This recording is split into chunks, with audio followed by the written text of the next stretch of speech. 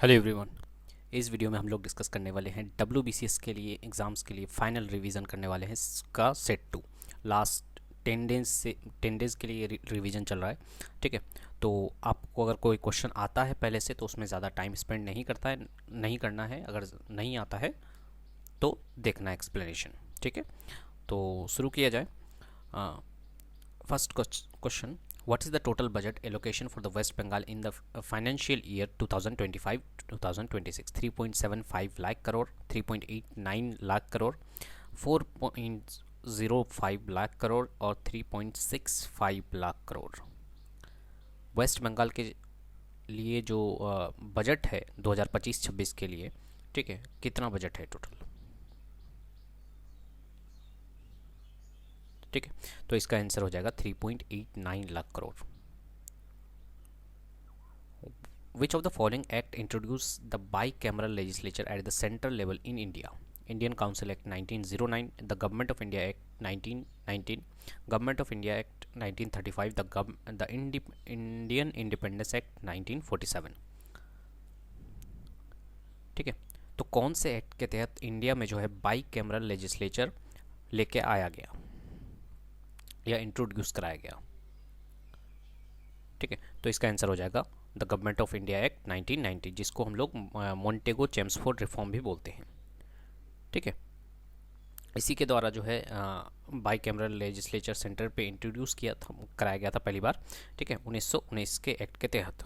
ठीक है, तो उससे पहले क्या हुआ करता था? यूनी कैमरल लेजिस्लेटिव काउंसिल हुआ करता था। ठीक है, उसको रिप्लेस करके it replaces the unicameral Indian legislative council with two distinct chamber. Unicameral से इसको बाई कैमरल बना दिया गया। तो क्या क्या था? द काउंसिल ऑफ स्टेट, जिसको अपर हाउस बोला गया, and the central legislative assembly, जिसको लोअर हाउस बोला गया।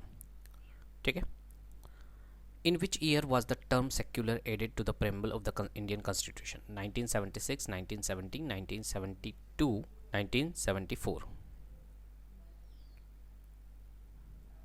ठीक है, सेक्युलर जो टर्म है कॉन्स्टिट्यूशन में कब ऐड किया गया? ज़्यादातर लोगों को ये पता रहता है कि 42nd अमेंडमेंट के तहत इसको ऐड किया गया था, लेकिन ईयर भूल जाते हैं हम लोग। ठीक है, तो इसका आंसर हो जाएगा 1976। ठीक है, 42nd अमेंडमेंट, जिसको मिनी कॉन्स्टिट्यूशन भी बोला जाता है, इसमें प्राइम मिनिस्टर के द्वारा, प्राइम मिनिस्टर इंदिरा गांधी जी के द्वारा, ठीक है, कुछ वर्ड्स ऐड किए गए थे। एक तो सेक्युलर था, उसके बाद सोशलिस्ट था, और इंटीग्रिटी को प्रेम्बल में ऐड किया गया। अगला question: the name Piyadasi is associated with with home of the following Mauryan kings? Bindusara, Brihadratha, Ashoka, Chandragupta Maurya. Piyadasi जो है ये किन का नाम हुआ करता था, या किन का मौर्यन किंग इनमें से कौन थे जिनका नाम पियादासी हुआ करता था या इनका एसोसिएशन हुआ करता था? ठीक है, तो इसका आंसर हो जाएगा अशोका। ठीक है, तो और इनका अगर और एक्सपेंशन करें तो इसको और एक नाम से बोला जाता था। यहाँ देखिए, देवा नामपिया पियादासी। ठीक है, ये पूरा अगर पूरा नाम ये बोला जाता था इनको, ये खुद अपने आप को ये टाइटल दिया करते थे। ठीक है, जिसका मतलब क्या होता था? He who regard other with kindness, Piyadasi का मतलब, और ये संस्कृत में था। ठीक है, तो ये खुद अशोका जी खुद को कहा करते थे। ठीक है, choose the option that is active form of the given sentence. ठीक है, ये इंग्लिश का क्वेश्चन आ गया है। ठीक है, तो पूछा गया, a meeting of his junior will convened by the inspector. ये पैसिव में दिया हुआ है, इसको एक्टिव में बदलना है।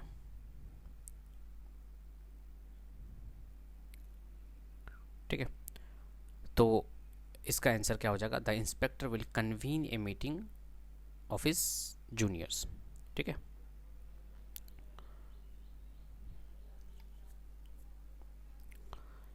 Multi use plastic water bottles are made of bakelite, polystyrene, polythene,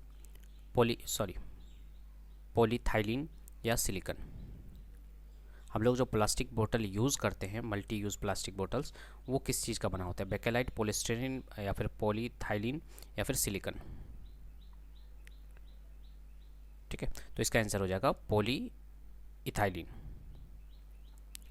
polyethylene से बना होता है मल्टी यूजर्स बोतल्स। ठीक है, प्लास्टिक बोतल्स जो होते हैं। अब बात करते हैं बेकेलाइट। भी आपको याद रखना है, बेकेलाइट बहुत ज़्यादा इंपॉर्टेंट है।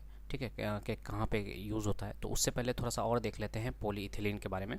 ठीक है, पॉलीइथिलीन आपको दो तरीके के मिलेंगे। एक तो हाई डेंसिटी पॉलीइथिलीन जिसको HDPE बोलते हैं, और एक है लो डेंसिटी पॉलीइथिलीन। ठीक है, तो इसका यूज़ इसलिए किया जाता है क्योंकि ये लाइट वेट होते हैं, केमिकली रेजिस्टेंस होते हैं, highly durable and safe for containing drinking water. ठीक है, इसलिए यूज़ करते हैं पॉलीइथिलीन का।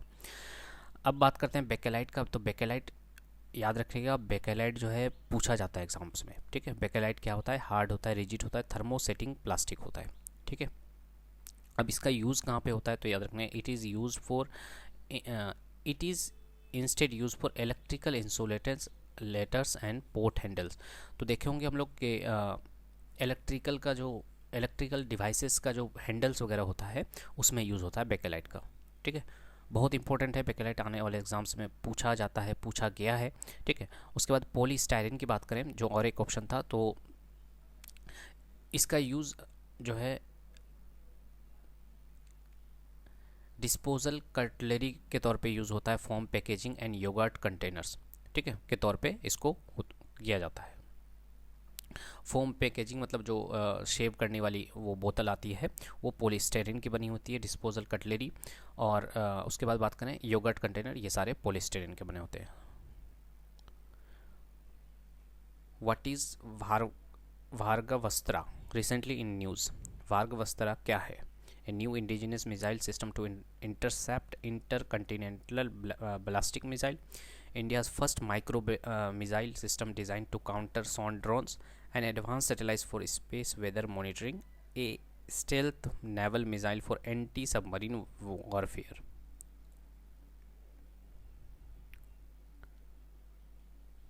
ठीक है, तो ये भार्गवस्त्रा जो है ये India's first micro missile system design to counter sound drones. ठीक है, रिसेंटली न्यूज़ में है इसलिए इम्पोर्टेंट है। Which edition of the Global Bengal Business Summit was inaugurated by Mamata Banerjee at Bishop Bangla Convention Center, Kolkata? 6th edition, 7th edition, 8th edition, 9th edition? ठीक है, तो global Bengal business summit जो कि ममता बनर्जी के द्वारा इनोग्रेट किया गया था विश्व बंगला कन्वेंशन सेंटर कोलकाता में, ये कौन सा एडिशन था इसका global business Bengal business summit का? तो इसका आंसर हो जाएगा 8वां एडिशन। ठीक है, अगला question, which of the following is not a fresh lake in India? Pulicat lake, Loktak lake, Bhimtal lake, Nainital lake?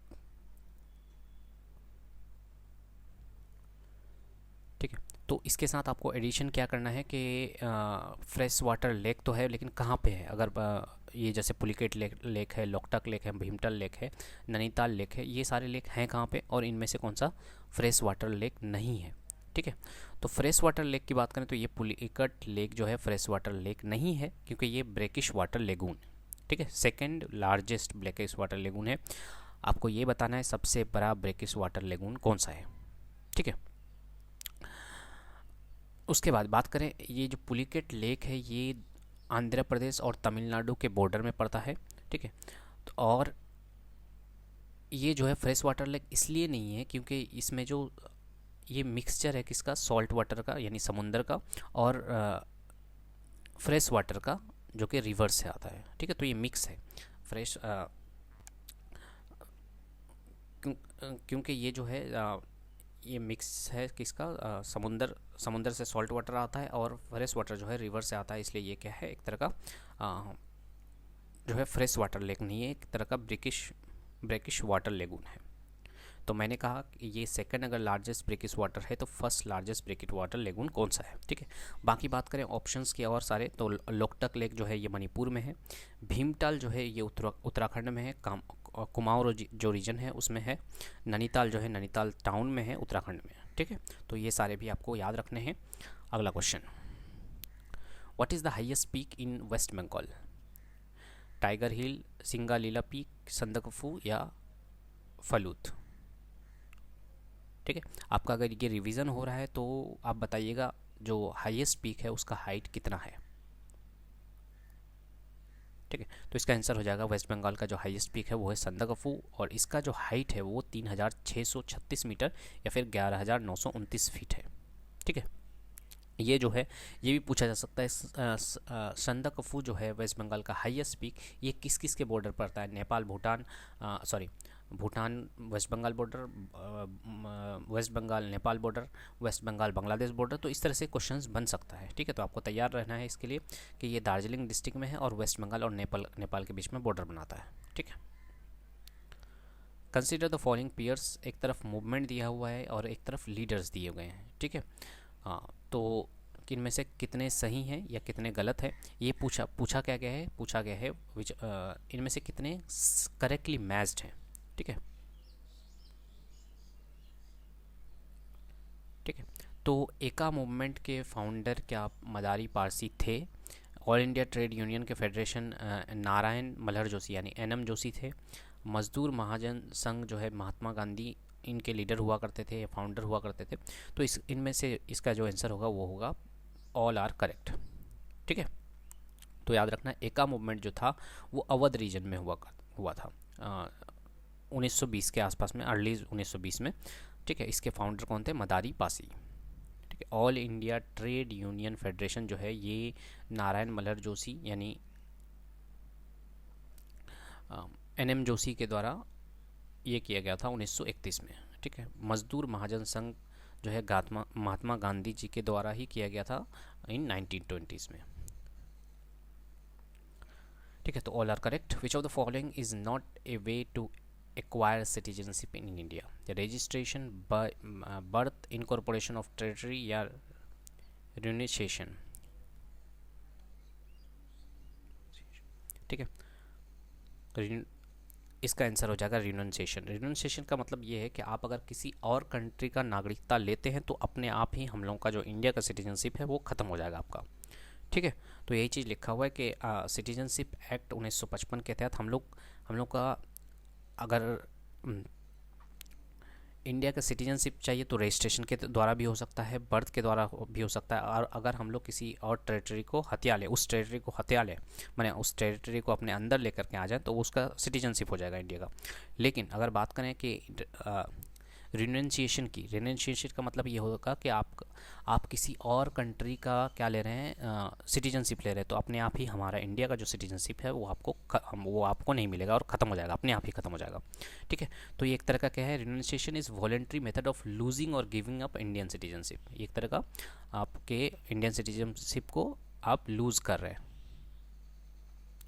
तो ये चीज़ बोला है, citizens of India who also hold the nationality of another country can declare in the renunciation of their Indian status, यानी कि other country का अगर आप नागरिकता ले रहे हैं तो आपका इंडियन सिटीजनशिप अपने आप ही ख़त्म हो जाता है।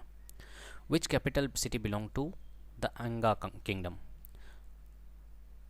Malini, Champa, Pataliputra, Banarasi?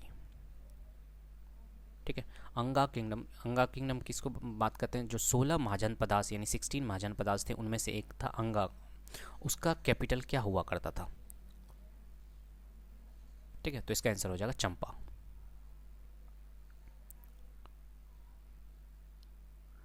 Isotopes have similar chemical properties because they have. हम लोग ये वाला क्वेश्चन डिस्कस कर चुके हैं सेट 1 में, आइसोटोप्स के बारे में, आइसोबार के बारे में, आइसोमर के बारे में, आइसोटोन्स के बारे में, आइसो इलेक्ट्रॉनिक के बारे में, सारी चीज़ें डिस्कस कर चुके हैं। तो आइसोटोप्स क्या होते हैं? जिसका एटॉमिक नंबर सेम होता है और मास नंबर डिफरेंट होता है। ठीक है, एटॉमिक नंबर क्या होता है? नंबर ऑफ प्रोटॉन के बराबर।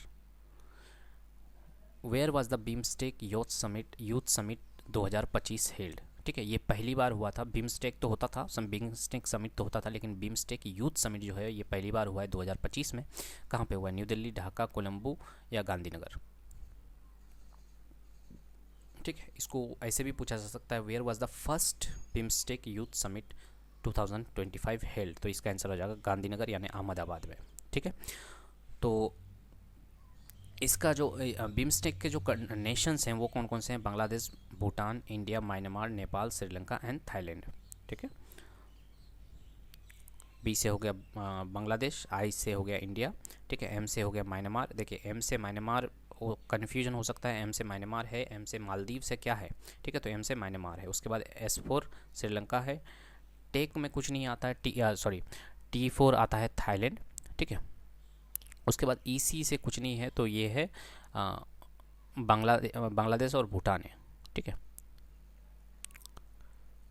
तो याद रखना है बी 2 बार आएगा, ठीक है, Bangladesh Bhutan, I for India, M for Myanmar, S for Sri Lanka, T for Thailand है, ठीक है। Where was the third bird festival held during which 154 bird species were sported? Kaziranga national park, Sundarban tiger reserve, Keoladeo national park, Jim Corbett national park. ठीक है, तो बोला गया कि third bird festival हुआ था कहीं पे, ठीक है, जिसमें 154 जो है नए 154 जो है बर्ड स्पेसीज वहाँ पे स्पोर्ट किए गए हैं, ठीक है। कहाँ पे? तो इसका आंसर हो जाएगा सुंदरबन टाइगर रिजर्व, ठीक है। और एक बात, अब जैसे कि बाकी सब ऑप्शन है, काजीरंगा कहाँ पे है? आसाम में है। केलोदियो कहाँ पे है? राजस्थान में है। Jim Corbett national Park Uttarakhand में है, ठीक है।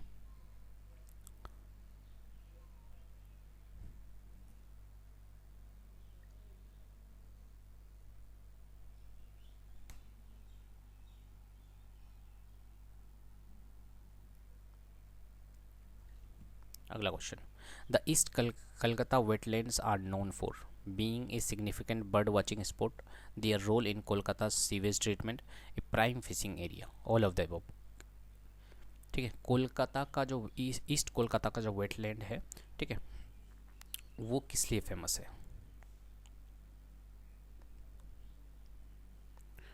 ठीक है, तो इसका आंसर हो जाएगा ऑल ऑफ द एबव, ठीक है। तो बर्ड विचिंग स्पॉट भी है ये, और कोलकाता सीवेज ट्रीटमेंट में भी इसका बहुत बड़ा योगदान है, और फिशिंग एरिया भी है। तो ये तीनों ही ऑप्शन क्या हो जाएंगे? सही हो जाएंगे, ठीक है। तो ये बोला है द ईस्ट कोलकाता वेटलैंड जो है world largest natural organic sewage management system है वहाँ पे, ठीक है। और क्योंकि वहाँ पे nutrients rich water directly support over 250 sewage feed fisheries like Nalban, ठीक है, produce a significant portion of Kolkata's daily fish supply. उसके बाद the wetland diverse mosaic of marshes, settling ponds and farmlands provide a major habitat for both residents and migratory waterfowl and regional wildlife, ठीक है। The Kasai and Kelaghai rivers join to form, Kasai और केलाघई जो है ये दो river join होता है और क्या बनाता है? रूप नारायण रिवर, हल्दी रिवर, स्वर्णरेखा रिवर या दामोदर रिवर।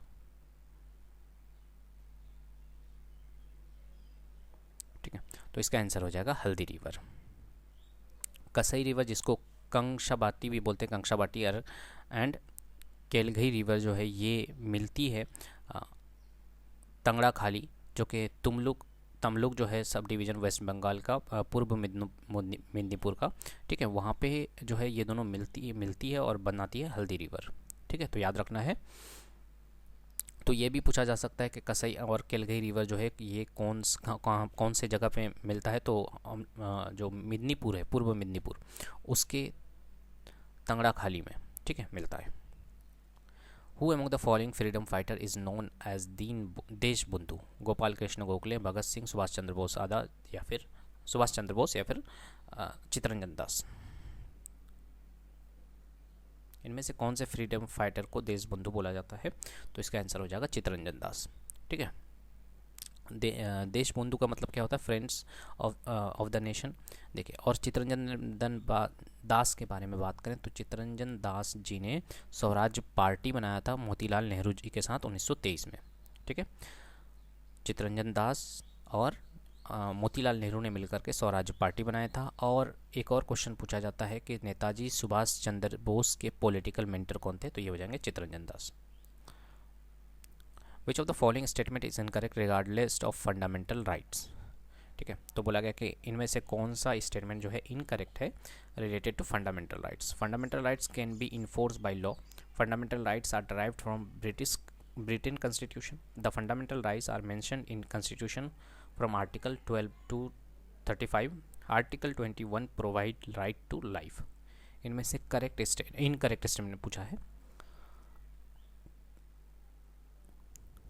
ठीक है, तो इसका आंसर हो जाएगा हमारा fundamental rights are derived from, यहाँ पे होगा यूएसए कॉन्स्टिट्यूशन। हम लोगों ने जो फंडामेंटल राइट लिया है वो यूएसए से लिया है। ठीक है, बाकी तीनों ही सही है कि फंडामेंटल राइट्स जो है आर्टिकल 12 से लेकर के 35 है, पार्ट 3 है।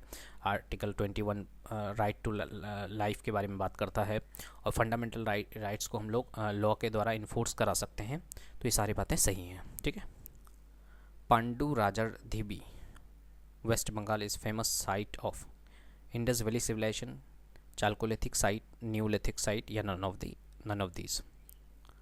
पांडु राजार देवी जो है, जो कि हम लोग का वेस्ट बंगाल में है, ये किस लिए फेमस है? ठीक है, तो ये क्या है? चालकोलिथिक साइट है। तो याद रखना है पांडु राजार देवी। ये क्वेश्चन पूछने का तरीका ये हो सकता है कि पांडु राजार देवी जो कि फेमस है चालकोलिथिक साइट के लिए, ये कौन से डिस्ट्रिक्ट में है? तो ये हो जाएगा पूर्व मेदिनीपुर में है, अजय रिवर के किनारे बसा हुआ है। ठीक है, क्योंकि पहले के दिनों में जितने भी साइट्स हुआ करते थे वो सारे किसी न किसी नदी के किनारे ही बसा हुआ करते थे। ठीक है, arrange the following distances from smallest to large. Diameter of an atom, diameter of an nucleus 1 nanometre 1 angstrom. तो बोला गया कि इसको अरेंज करना है छोटा से बड़ा में। ठीक है, कौन सबसे छोटा है उसके बाद फिर आएगा, उसके बाद फिर सबसे बड़ा इनमें से कौन सा है। ठीक है, ठीक है, तो डायमीटर ऑफ न्यूक्लियस और डायमीटर ऑफ एटम, एटम के बारे में और न्यूक्लियस के बारे में पता होना चाहिए, तभी जाके हम लोग कर पाएंगे इसको। ठीक है, तो न्यूक्लियस जो होता है, एटम और न्यूक्लियस में न्यूक्लियस छोटा होता है। ठीक है, कितना छोटा है इतना यहाँ पे देखते हैं हम लोग। ठीक है, डायमीटर ऑफ न्यूक्लियस है ये लगभग 10⁻⁻15 मीटर, यानी कि 1 फेम्टोमीटर जो होता है। ठीक है, 1 फेम्टोमीटर से 10 फेम्टोमीटर के बीच में होता है, 10⁻⁻15। ठीक, उसके बाद बात करें डायमीटर ऑफ एटम, एटम लगभग 10⁻⁻10 मीटर। ठीक है, बात करें तो ये थोड़ा सा 10⁻⁻10 से थोड़ा सा ये बोल सकते हैं कि छोटा होता है। ठीक है, यानी कि 1 एंगस्ट्रम से छोटा होता है, क्योंकि 10⁻10 जो होता है 1 एंगस्ट्रम के बराबर होता है, लेकिन ये डायमीटर ऑफ एटम जो है 1 एंगस्ट्रम से और छोटा होता है। ठीक है, समझ में आया। उसके बाद 1 एंगस्ट्रम कितना होता है? 10⁻10 होता है। 1 नैनोमीटर 10⁻9 मीटर होता है, या फिर इसी को 10 एंगस्ट्रम बोलते हैं। ठीक है, तो डायमीटर ऑफ न्यूक्लियस सबसे छोटा, उसके बाद डायमीटर ऑफ एटम, उसके बाद 1 एंगस्ट्रम, उसके बाद 1 नैनोमीटर। तो इसका वैल्यू सब भी दिमाग में रखना है कि ना, डायमीटर ऑफ न्यूक्लियस 10⁻15 से लेकर के 10⁻14। ठीक है, और डायमीटर ऑफ एटम 10⁻10 से थोड़ा सा छोटा, और 1 एंगस्ट्रम 10⁻10 होता है। ठीक है, तो इसका आंसर हो जाएगा पहला नंबर। Which variety of handloom sari from West Bengal recently receive the GI tag in January 2024। ठीक है, जामदनी, गरद, कंथा स्टिच, या बलूचरी।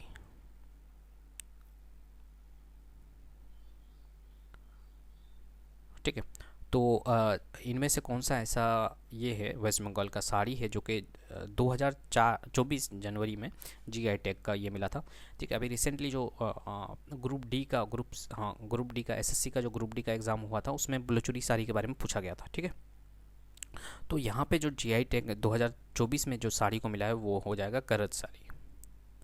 ठीक है, बाकी ये तो जो 2024 का पूछा गया, लेकिन अगर पूछा जाए 2025 का, तो 2025 के लगभग 7 ऐसे प्रोडक्ट हैं जिसको ये GI टैग मिला है 2025 में। ठीक है, तो नोलेन गुरेर संदेश, ठीक है, ये कहाँ का है? ठीक है, इसको जीआई टैग मिला है। उसके बाद बोरीपुर गुआवा, ठीक है, और उसके बाद रधुनी पागल राइस, ठीक है, वाइट बोंड है मुर्शिदाबाद का, चना बूड़ा है, उसके बाद मोतीचूर लड्डू बिशनपुर का है, ठीक है, और निस्त्री सिल्क यार्न, ठीक है, ये मालदा का है। तो ये सारी 2025 में इन ये सबको जीआई टैग मिला है, ठीक है, वेस्ट बंगाल से, सिर्फ वेस्ट बंगाल से बात कर रहे हैं हम लोग, ठीक है। तो ये सारा याद रखना है, ठीक है। हो सकता है ये पूछ ले कि चना बूड़ा जो है ये हम लोग के कौन से डिस्ट्रिक्ट का है जो जिसको जीआई टैग मिला है, तो ये हो जाएगा मुर्शिदाबाद। तो इस तरह से आपको दिमाग में रखना है। बिशनपुर का क्या है, मोतीचूर लड्डू है। मालदा का कौन सा है, Nistri silk yarn. Which of the following dams is located on the river of Ravi? Ukai, Baglihar, Pong, Thein. Ravi river पे कौन सा डैम लोकेटेड है, ठीक है, क्योंकि आपका रिवीजन चल रहा है तो आपको रवि रिवर के अलावा, रवि रिवर इसका जो आंसर होगा होगा। और अब बात करें उकई जो ये है डैम है, ये कौन सी नदी पे बनाया गया है, बगलीहार जो है ये कौन से रिवर पे बनाया गया है, पोंग जो है। तो ये सारी चीज़ें भी आपको देखनी है, ऑप्शंस के साथ साथ साथ आपको करना है, ठीक है। बात करें रवि रिवर पे जो डैम लोकेटेड है वो है थेन, ठीक है। इसको और भी एक नाम से जानते हैं, रंजीत सागर डैम, ठीक है, जो कि पंजाब और जम्मू एंड कश्मीर का बॉर्डर बनाता है, ठीक है। तो याद रखना है, रिवर रवि पे जो डैम है वो है थेन, जो कि जिसको रंजीत सागर डैम भी बोला जाता है। ये जम्मू एंड कश्मीर और पंजाब के लिए बॉर्डर बनाता है। बात करें उकई डैम की, तो ये कौन से रिवर पे है, तापी रिवर यानी ताप्ती रिवर पे है, ठीक है, गुजरात में। उसके बाद बागलीहार की बात करें तो ये चैनाब रिवर पे है, ठीक है, जो कि है जम्मू एंड कश्मीर में। पोंग को ब्याज, पोंग जो डैम है उसको ब्यास डैम भी बोलते हैं, जो कि ब्यास रिवर पे है हिमाचल प्रदेश में, ठीक है। तो ये सारा भी ऑप्शंस को जो याद रखना है आपको। उकई डैम कौन से रिवर पे है, याद किए तो जल्दी से बताइए क्या होगा, ताप्ती रिवर। बागलीहार कौन से रिवर पे है, तो ये हो जाएगा चेनाब रिवर, ठीक है। उसके बाद पोंग कौन से रिवर पे है, तो ये हो जाएगा Beas river. The first product in India to get GI tag was Navara rice, Darjeeling tea, Allahabad शुष्क गुआवा या पलक्कडम मट्टा राइस।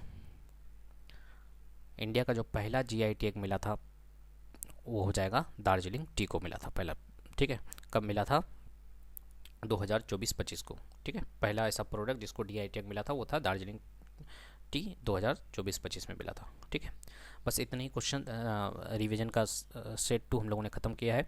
उम्मीद करते हैं वीडियो अच्छा लगा है तो प्लीज़ लाइक करिए, और आगे देखने वाले वीडियो भी देख सकते हैं। ये प्लेलिस्ट आ रहा होगा, आप चाहें तो इसको देख सकते हैं और अगला वीडियो भी देख सकते हैं, ठीक है। Thank you so much for watching.